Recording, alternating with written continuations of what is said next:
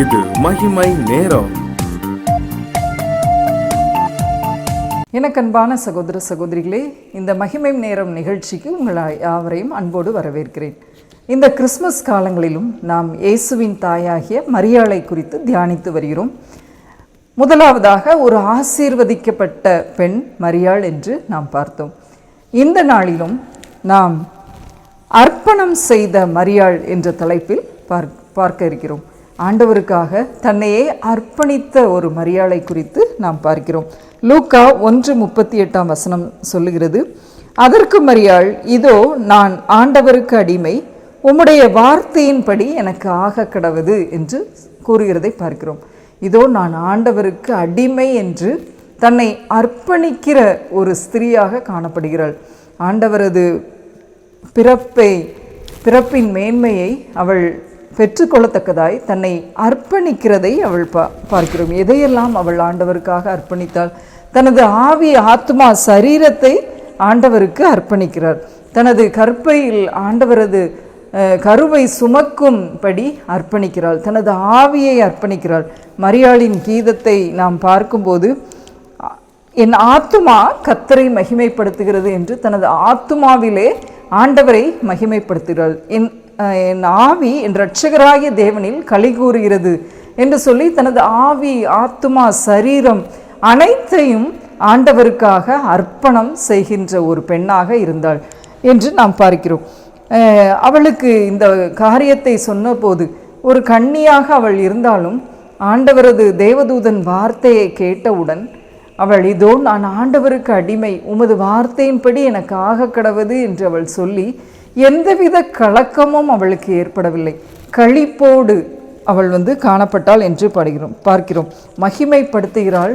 இருதயம் களி கூறுகிறது என்று சொல்லி அவள் மகிமைப்படுத்துகிறதை, ஆண்டவரை மகிமைப்படுத்துகிறதை நாம் பார்க்கிறோம். இரண்டாவது, அவள் தன் ஜீவனையே அர்ப்பணம் செய்கிறாள் என்று பார்க்கிறோம். ஆண்டவருக்காக தனது ஜீவனையே அர்ப்பணம் செய்கிறாள். இந்த சமுதாயத்தில் கூட திருமணத்திற்கு முன்பு குழந்தை உண்டானால் சமுதாயம் அற்பமாக, கேவலமாக, அவமதிப்பில்லாமல் அவர்களை நடத்துவார்கள். ஆனால் அந்த காலகட்டத்திலே இப்படி ஒரு காரியத்தை அவள் தேவதூதனால் கேட்கப்பட்ட போது அவள் அர்ப்பணிக்கிறதை பார்க்கிறோம். அது ஒரு நியாயப்பிரமாண காலம். இப்படி முறை தவறி காணப்பட்டுமாயின் கல்லெறிந்து கொள்ளுகின்ற காலம்.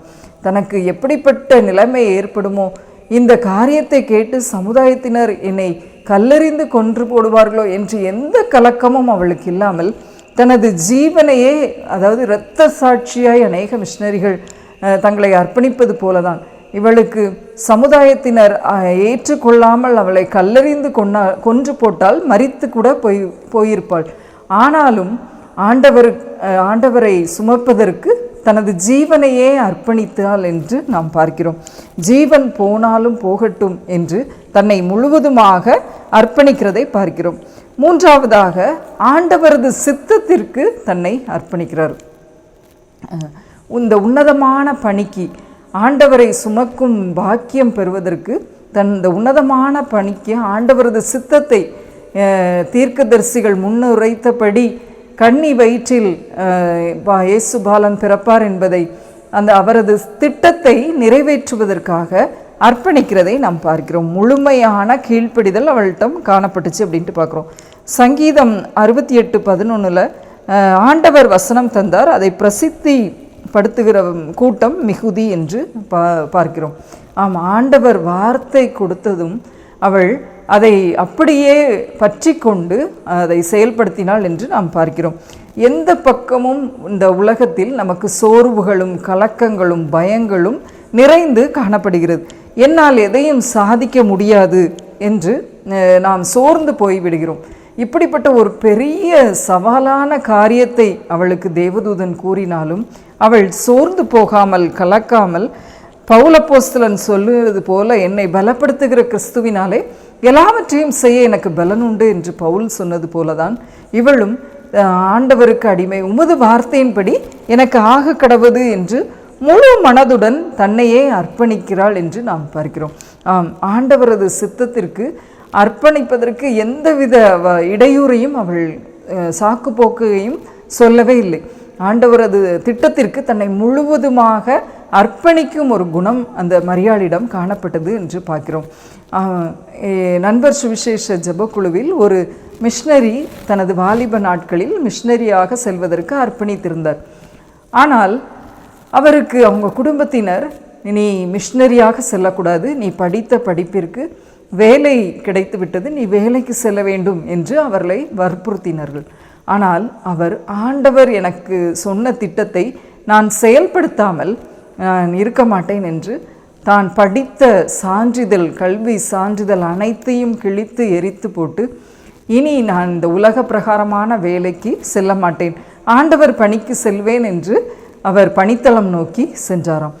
அதே போன்றுதான் இந்த மரியாளும் ஆண்டவர் தனக்கு கொடுத்த திட்டத்திற்கு தனது ஆவி, ஆத்மா, சரீரம், ஜீவன் எல்லாவற்றையும் முழுவதுமாக அர்ப்பணிக்கிறாள் என்று நான் பார்க்கிறோம்.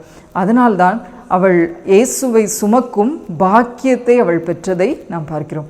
நமது அர்ப்பணம் எப்படி காணப்படுகிறது என்று சற்று நாம் யோசிப்போம். சிறு வயதில், ஆண்டவரே நான் உமக்காக ஊழியம் செய்வேன், உமக்காக பெரிய காரியங்களை செய்ய வேண்டும் என்றெல்லாம் நாம் அர்ப்பணித்திருக்கிறோம். ஆனால் அதை செயல்படுத்துகிறோமா? இந்த உலகத்தின் ஓட்டத்திற்கு ஏற்றாற் போல நாம் ஓடிக்கொண்டிருக்கிறோமா? அல்லது அர்ப்பணிப்போடு வாழ்ந்து கொண்டிருக்கிறோமா? இந்த உலகத்தின் ஓட்டத்திற்கு ஏற்ப நாம் நமது அர்ப்பணிப்பை மறந்தவர்களாய் வாழ்ந்து கொண்டிருக்கிறோமா? இந்த உலகத்தில் நாம் ஆண்டவரது சித்தத்திற்கு ஏற்றபடி செயல்படாமல் உலக மனிதர்களின் சித்தத்தின்படி, பெற்றோரின் சித்தத்தின்படி, கணவனாரின் சித்தத்தின்படி, பிள்ளைகளின் சித்தத்தின்படி நாம் வாழ்கிறோமா? அல்லது முழுமையாக இந்த மரியாள் எதையும் பற்றி அவள் கலங்காமல் முழு அர்ப்பணிப்போடு அவள் செயல்பட்டதனால் இந்த உலகத்திலே ஒரு சிறந்த தாயாக ஆண்டவர் அவளை தேர்ந்தெடுத்திருக்கிறதை பார்க்கிறோம். நம்முடைய வாழ்க்கையிலும் நாம் அப்படியாய் நம்மை அர்ப்பணிப்போம். முழு மனதோடு, முழு பலத்தோடு ஆண்டவரிடத்தில் நம்மை அர்ப்பணிக்கும் போது ஆண்டவர் நம் ஒவ்வொருவரையும் மேன்மைப்படுத்த சித்தமாய் இருக்கிறார்.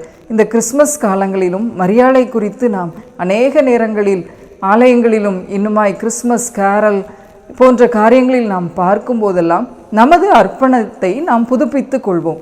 ஒவ்வொரு நாளும் அந்த மரியாளை பார்க்கும் போதெல்லாம், ஆண்டவரே எனது அர்ப்பணத்தில் நான் உறுதியாக இருக்க எனக்கு பலன் தாங்க என்று நாம் கேட்போம்.